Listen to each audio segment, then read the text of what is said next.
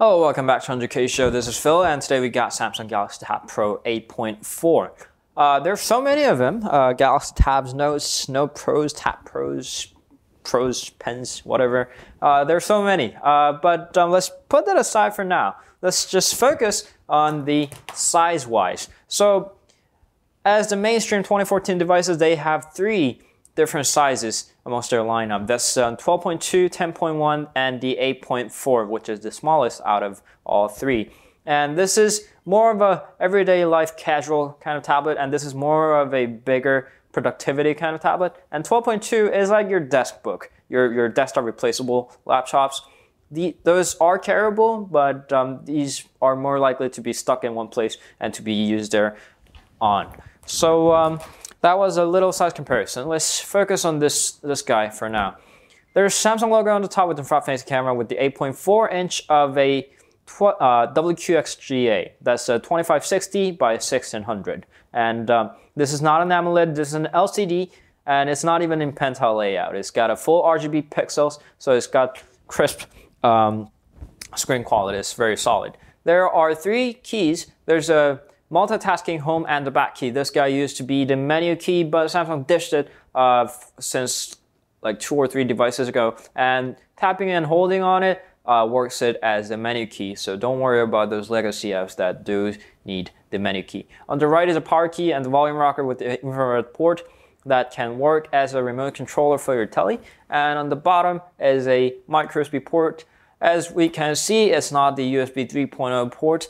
I kind of expected that Samsung would put the USB 3.0 compatibility for the tablets with the Pro naming on it, but they didn't. I don't know why. But and there are speaker alongside of it. On the top is a 3.5mm headphone jack with the micro SD card slot on the left right here. This guy comes in both black and white in 16 and 32 gigabytes, and this is a 16 gigabytes, so you might as well use this port slot up to 64 gigabytes of expansion.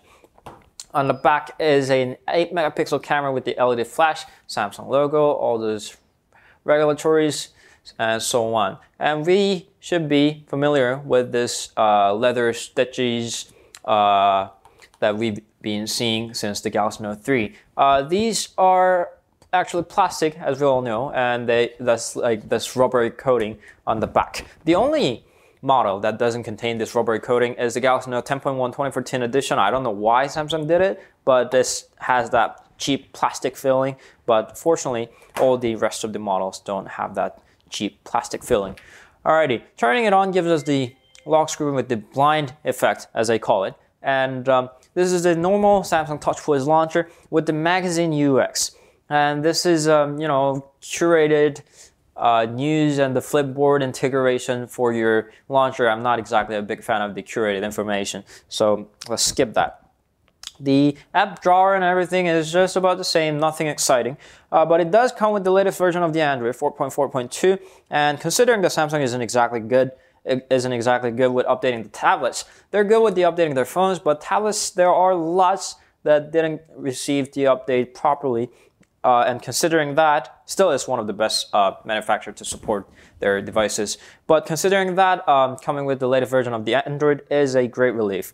As you all know, coming from the Jelly Bean, they updated the looks of the icons, and all the colorings has been toned nicely. I really like it a lot more this way, although it kind of reminds me of the some other manufacturers, but come on, since when did we expect something creative from Samsung? So let me switch back to Nova Launcher, that's my favorite. Starting with the specs, we all care about the specs. It comes with the Snapdragon 800. That's a kind of surprise because the Wi-Fi version of the previous Galaxy Tabs came with the Exynos octa-cores, and this guy comes with Snapdragon 800, which is one of the best processors in the market right now. They're coming with the 801 and the 805 and so on, but still 800 is still good. It's a 2.27 GHz quad core with the Adreno 330, and it's got a 2 GB of RAM, and as we mentioned, it's got a 16 GB of storage, internal storage. That's excuse me. The display, starting with the display, is quite amazing. Going to our website gives us a really amazing crisp look.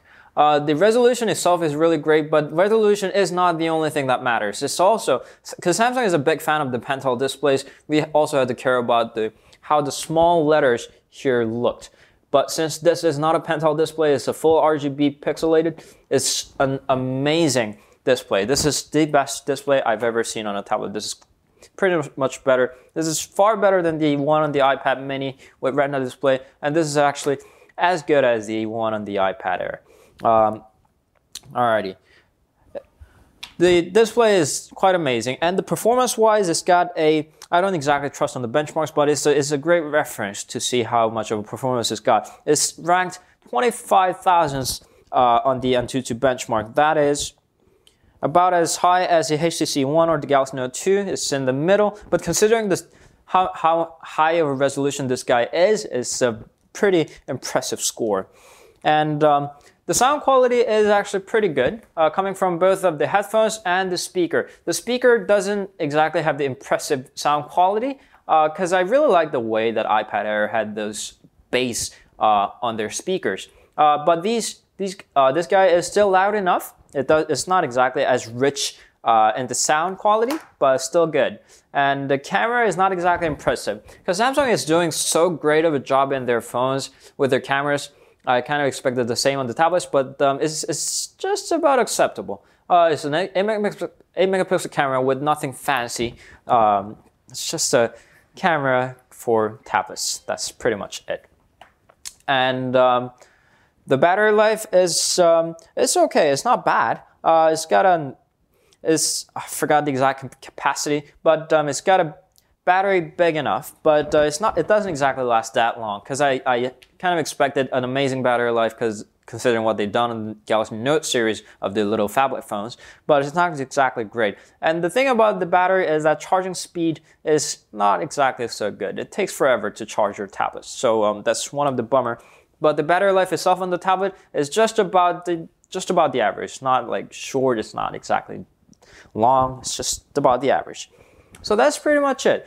The Galaxy Tab Pro 8.4, especially considering its size, one of the things that I really love about it is that it's one of the Samsung tablets that has their default mode in portrait, because they always make their tablet to be used on the landscape. It's really annoying to have a key right there when you're holding it portrait. And this is designed in portrait, and as an 8.4 incher, because we all have big tablets, and there aren't exactly good Android tablets in this size comparison. Between 7 and 8 inches, that's where iPad mini fits in. There are really few devices. There are Nexus 7, there's G-Pad, and there were some more. But this is this is the best small kind of a tablet below the 10 inches. And this is really an all-round player. This doesn't really lack in any part of the device. This display is terrific. Sound quality is good. Battery life is just about the average. And so if you are looking for a smaller version of the tablet, and there are many, trust me, this is the best one that we could get on the market right now. I kind of hope that this would be a slightly shorter, because the display ratio isn't exactly my favorite, but I can handle that. This is quite handy. This is light. This is not as cheap looking as the previous Samsung tablets looked like. Really, like, this is, you wouldn't disappointed. You don't want to get disappointed for pretty much every single purposes in the world of tablet that you can imagine. So that was Galaxy Tab Pro 8.4. It took a bit longer than I thought, this review, but that was Galaxy Tab Pro 8.4. Don't forget to tap on there to subscribe to our channel, and that's it. We'll see you guys in the other reviews. Thank you all for watching. Bye.